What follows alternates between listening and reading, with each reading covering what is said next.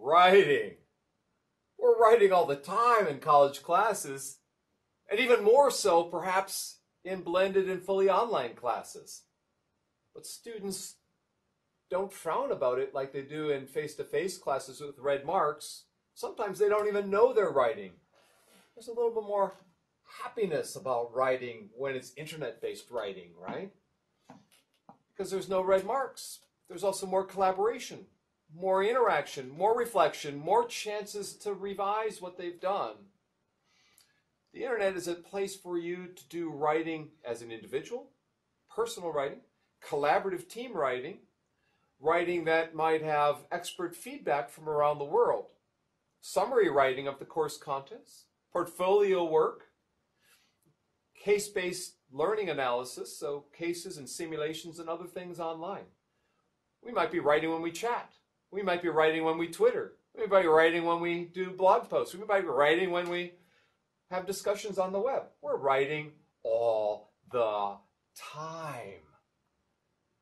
And hopefully you can find ways to embed writing in a purposeful, thoughtful, reflective way, to share content, share meaning, share perspectives, but do reflect on your course goals and the purpose of your class. Are you trying to build collaborative skills? Are you trying to build creativity, brainstorming? Do you want more reflection, more professionalization, reflecting on the careers that they've chosen, maybe field placements? Or are you just trying to improve their writing skills overall? Note-taking, outlining, comparison and contrast, and coherent text. So maybe you might want more discussion forums. Maybe you might want more Google Documents and spreadsheets for collaborative activities.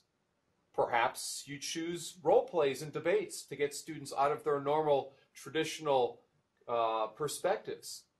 Some students might be more negative in nature. You might give them a positive role in the online debates, right?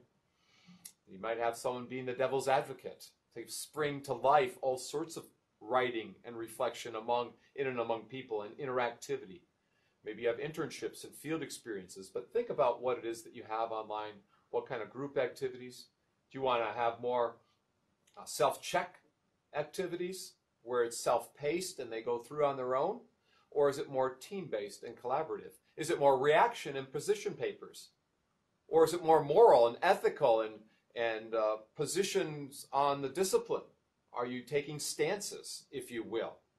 Are you comparing your stance to the authors or to other people or previous classes? Or comparing concepts and so forth? Have your students do a lot of this reflective writing and engage with other people on their reflective writings. As you do that, you'll need to develop assessment schemes. How will you assess their writing? Will it be a one score, a holistic score of some kind? Or dimensionally scored for perspective, for coherence, for persuasiveness, for completeness, for originality, for resources used, for support provided for other people? How might you assess the quality of their work? Might it be peer scored, peer feedback, self-feedback, expert feedback? Well, there are many writing activities you can choose for the internet. Role play was one example I gave earlier, but you might also try critical friend activities for blogs so that you don't die when you teach online. You have a critical friend in class giving feedback. You have a student start discussion as the starter in a discussion forum. A student who wraps it up. So you have these opportunities for your students to, in fact, get involved, to do more within the class, to write more, reflect more, and so forth. Maybe they're sharing their writing with previous students for feedback who have come back as experts who have finished the class and are lending that insight and feedback to the class. Maybe the same person who starts the discussion also wraps and summarizes that discussion in some way, shape, or form. There are many ways to embed writing, even within video. You might do a YouTube video with a reflective writing activity. You might write a wiki book or chapters of a wiki book. You might give them explicit feedback while they're doing their writing. If it's a field-based writing, you might give them a prompt to reflect on that writing.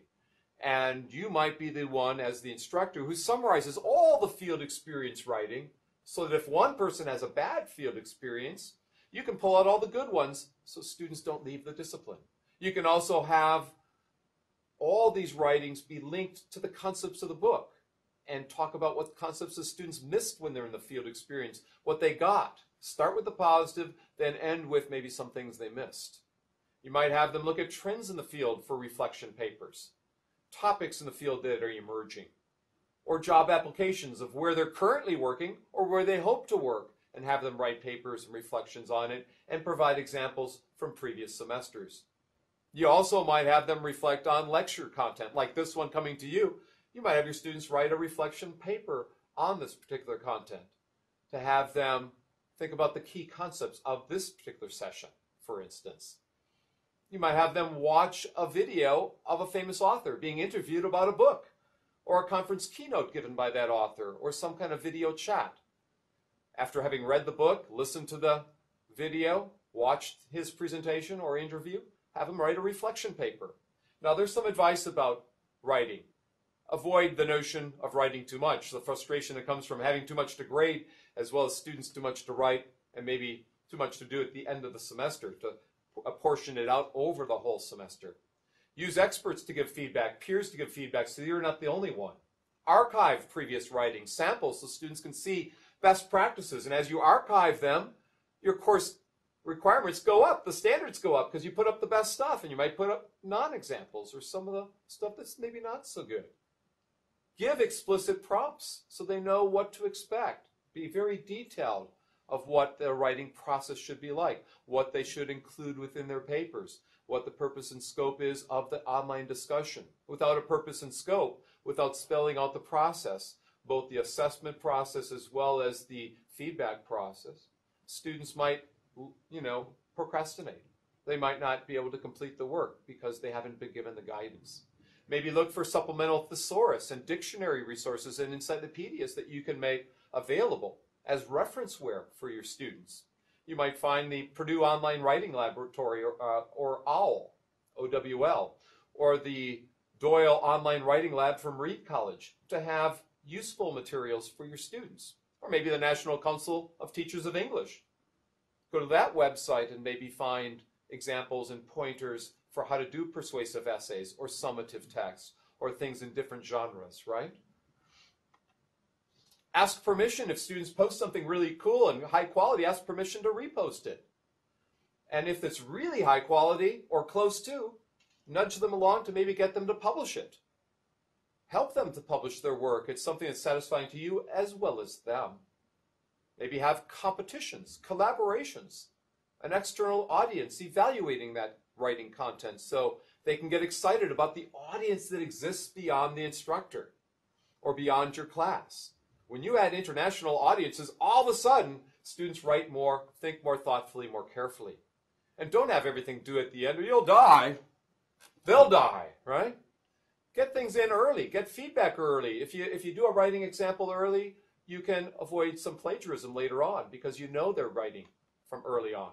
So embed that feedback early in the course so they know someone cares about them. They know there's others reading their work. And then once you've done all this stuff, evaluate what works. Get their feedback on the writing tasks that worked or didn't work. Look at the traditional classrooms that you've been teaching and compare that. Create a set of scaffolds and writing aids that you can put on the web to scaffold their writing, to provide that support, to give them some kind of external help or writing aid so that they can be successful writers. And even borrowing examples from other people might be helpful. And for international students, you might find a writing center to get them some support. Whatever it is, think about writing all the time within the class. There's many opportunities for writing, many things that you can be doing within student writing to get them to think about themselves as writers, to get them to think about the content in the field more coherently, and to get them to synthesize and distill things down. Get them on the road to writing journeys, because the internet is a gigantic writing tool, not a gigantic toilet. I hope you got something out of this writing session. Good luck to you in your future. How can you foster reflective writing and effective and interactive writing online? Good luck.